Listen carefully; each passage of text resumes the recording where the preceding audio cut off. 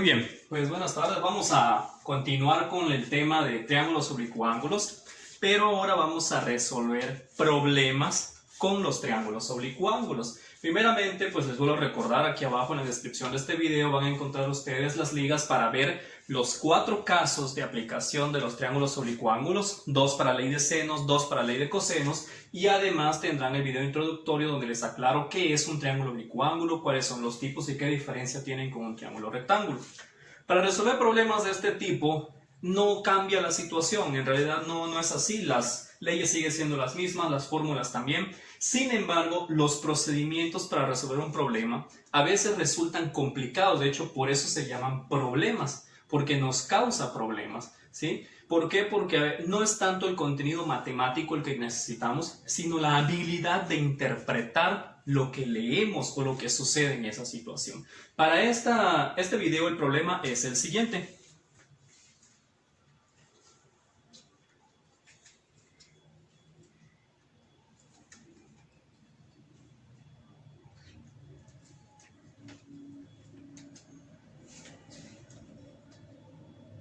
Muy bien, el problema nos habla precisamente de 2 corredores. Siempre aconsejo a mis estudiantes que nos fijemos en los signos de puntuación. Un profesor de matemáticas que antes no domina las reglas ortográficas o gramaticales no puede con las matemáticas, ¿sí? Nosotros necesitamos tener ese conocimiento en cuanto a los signos de puntuación también para poder identificar las partes que integran un problema. En este caso les presento la primera frase que dice 2 corredores parten del mismo punto. Entonces hay 2 movimientos, 2 situaciones en el problema, 2 personas que están corriendo y que parten de un mismo punto. Este punto vamos a llamarle A. Parten de ese punto. Ahora, pueden haber muchas direcciones hacia las cuales se muevan. Puede ser que vayan hacia este punto, hacia acá, hacia acá, hacia acá. Es decir, hay muchas direcciones que puedan tomar esas 2 personas. Entonces, vamos a seguir leyendo el problema, pero al menos del primero ya sacamos que son 2 personas y que salen de un punto. La otra frase dice que uno sale hacia el sureste con un ángulo de 60 grados con respecto a la dirección sur. Coma, y me detengo hasta llegar a la coma porque esa es la otra parte del problema. Repito, uno sale hacia el sureste con un ángulo de 60 grados con respecto a la dirección sur. Es decir, que una de esas 2 personas ya se movió y se mueve hacia el sureste. Ahí tenemos un primer mini problema de este problema. ¿Dónde está el sureste? Entonces vamos a tener que recurrir nosotros a una pequeña rosa de los vientos en la cual podemos ubicar norte, sur, este y oeste. Un consejo también que doy, nosotros vivimos en Campeche, ubiquemos entonces la península. ¿De qué lado queda la península? Hacia nosotros queda del lado derecho, ¿sí? Y siempre hemos escuchado que dicen sureste mexicano, entonces el sureste mexicano está apuntando hacia abajo, hacia el lado derecho, y ahí está Campeche, que somos nosotros. Si nos enfocamos en eso, ya podemos saber entonces que nuestro lado derecho es el este, norte, sur, y el oeste lo tenemos del lado izquierdo. Entonces, si me dice que esta persona se mueve hacia el sureste, es hacia acá, sureste hacia abajo, así, ¿sí? Se mueve hacia abajo, pero formando un ángulo de 60 grados con respecto a la dirección sur. Sur es totalmente hacia abajo. Entonces, esta es la dirección sur y forma un ángulo de 60 grados. Aquí está la persona que se movió. ¿Sí? Ella se movió en dirección sureste, formando con la dirección sur un ángulo de 60 grados. Esa es la otra parte que dice el problema.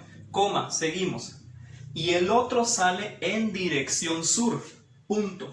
¿El otro qué? El otro sujeto, él va en dirección sur, es decir, él sigue esta trayectoria. Entonces, aquí están mis 2 personas que se mueven, una hacia el sureste y otra hacia el sur. Seguimos leyendo, luego dice: si el primero mantiene una velocidad de 8 kilómetros por hora y el otro una velocidad de 10 kilómetros por hora, es decir, ya me da la velocidad de ambos, pero me dice que el primero, se mueve a 8 kilómetros por hora y el segundo se mueve a 10 kilómetros por hora. Entonces, este es más rápido, ¿sí? Esas son las velocidades, hasta ahí el problema. Porque llegamos a un punto y luego se abre la pregunta y dice: ¿a qué distancia estarán respectivamente después de 3 horas de recorrido y se cierra la pregunta. ¿A qué distancia estarán estos dos? Es decir, esta. ¿Qué distancia estarán después de haber recorrido 3 horas? De haber avanzado 3 horas. Ahí viene otro cálculo que no tiene nada que ver todavía con los triángulos oblicuángulos, Pero si este sujeto avanza 8 kilómetros en 1 hora y me dice que pasaron 3 horas, entonces ¿cuánto avanzó él? 3 por 8, 24 kilómetros, ¿no? Y si este avanzaba 10 kilómetros por hora y ya pasaron 3 horas, entonces avanzó 30 kilómetros. Ahí está. ¿A qué distancia estarán estos dos después de haber avanzado ese kilometraje? No se sabe. Y eso es lo que vamos a encontrar en el problema. Pero fíjense cómo armé el dibujo. Son los consejos que siempre doy. Tenemos que saber leer bien, ¿sí? Antes de aprender matemáticas tenemos que aprender a leer, a interpretar lo que leemos, que es mucho más importante. Entonces, conforme fui leyendo las partes del problema, fui dibujando y se fue construyendo la situación que representa este ejercicio, ¿sí? No he hecho nada de geometría, no he hecho todavía nada de triángulos oblicuángulos. Lo que hice fue transcribir ese problema a un dibujo. Aquí está, todo interpretado, ¿sí? Y si este es un punto A, ¿cómo se llama entonces su lado opuesto? A minúscula. Ahora sí ya puedo hablar de triángulos. Y entonces, como la pregunta es ¿a qué distancia están respectivamente? Es decir, a esta distancia, lo que me está pidiendo encontrar es A. Pero antes de eso, vamos a identificar qué caso es. Veamos qué datos tengo. Tengo un lado, un ángulo y otro ángulo. Otro lado, perdón. Es decir, tengo dos lados y el ángulo que está en medio. Entonces, el caso que tengo es el caso lado, ángulo, lado, ¿sí? Dos lados y el ángulo que le comprende en medio. Entonces, ¿qué tengo que hacer para encontrar el lado A? Nosotros tenemos entonces que fijarnos, revisando, como les dije anteriormente, los videos que ya hemos explicado, y me doy cuenta que esto se resuelve por ley de cosenos. Y si tengo que encontrar A, pues entonces sustituyo en la ley de cosenos para encontrar A. Sustituyo la fórmula, sería entonces A cuadrada igual a B cuadrada más C cuadrada menos 2 veces el producto de B por C por el coseno del ángulo que le corresponde a A. Sustituimos ahora las partes. A cuadrada, B cuadrada, en este caso, si este es A, siguiendo el orden en contra de las manecillas del reloj, este sería B y este sería C, a lo cual B sería 24, más C sería 30, menos 2 veces B por C, por el coseno de A, que es 60 grados. Eso es sustituir, ¿sí?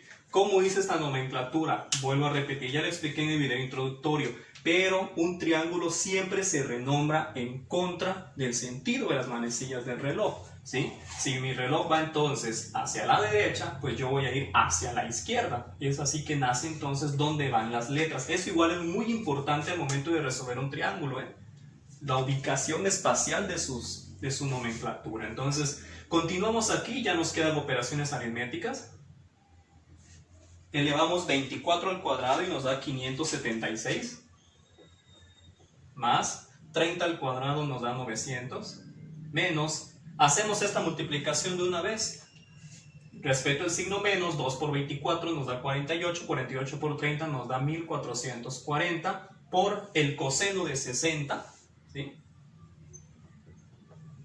Nosotros multiplicamos eso por coseno de 60. Ojo aquí, ojo, no voy a sumar y restar y después multiplicar. Acuérdense, analizamos en un video anterior el PEMDAS, que es el orden jerárquico de las operaciones. Sí puedo hacer esta suma, pero luego tengo que hacer esta multiplicación antes de restarlo, porque la multiplicación siempre está niveles por encima de la sustracción, ¿sí? Hay que recordar esa parte. Entonces, sumamos 576 más 900 y nos da 1476. Luego vamos a sacar este valor, el coseno de 60 grados, que es 0.5, 0.5 un medio, y 0.5 por 1440, acordémonos que cuando multiplicamos un número por un medio, pues este número se divide a la mitad, ante lo cual nos quedaría 720. ¿Sí? ¿Qué es el resultado? Vamos a ponerlo en otro color.